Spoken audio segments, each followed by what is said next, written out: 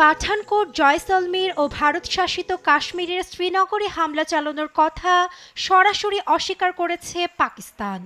এ সম্পর্কে আল জাজিরাকে দেয়া তথ্যে পাকিস্তানি সামরিক সূত্রের দাবি, ভারতীয় গণমাধ্যমে ভুয়া খবরের বন্যা বইছে।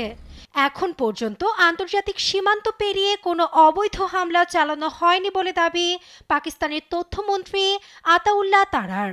সেই সঙ্গে ভুয়া সংবাদ উপস্থাপন করে ভারত পাকিস্তানে আরও হামলা চালানোর পায়তারা করছে বলেও দাবি দেশটির পররাষ্ট্র মন্ত্রণালয়ের। বৃহস্পতিবার ভারতীয় গণমাধ্যমে খবর রটে, পাকিস্তানি বিমান ভূপাতিত করে একজন পাইলটকে গ্রেপ্তার করেছে নয়াদিল্লি। পাশাপাশি F-16 ও JF-17 যুদ্ধবিমান ভূপাতিত করার যে খবর ভারতীয় গণমাধ্যমে উত্তপ্ততা ছড়াচ্ছে, সে দাবিকেও মনগড়া গল্প বলে অভিহিত করে ইসলামাবাদ।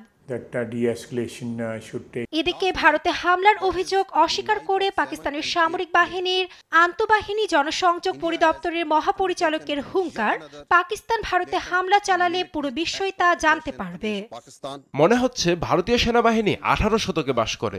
তারা কখন সিনেমা ছেড়ে বাস্তবে ফিরবে? পাকিস্তান যখন পাল্টা হামলা চালাবে, তখন ভুয়া তথ্য গণমাধ্যমে ছড়িয়ে তা জানানোর দরকার হবে না। পুরো বিশ্ব নিজেই তখন জানতে পারবে।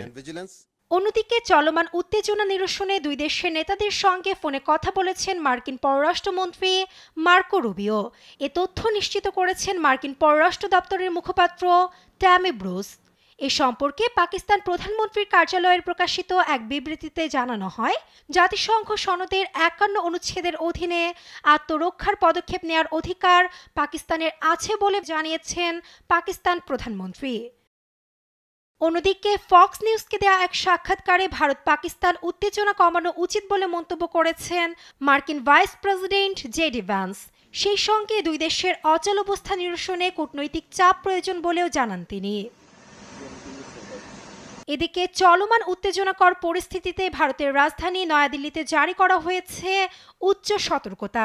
ছুটি বাতিল করা হয়েছে সরকারি কর্মচারীদের। সেই সঙ্গে পাঞ্জাব প্রদেশে 48 ঘন্টার জন্য শিক্ষা প্রতিষ্ঠান বন্ধ ঘোষণা করা হয়েছে। নাসরিন আক্তার, নিউজ ডেস্ক, দেশ টিভি।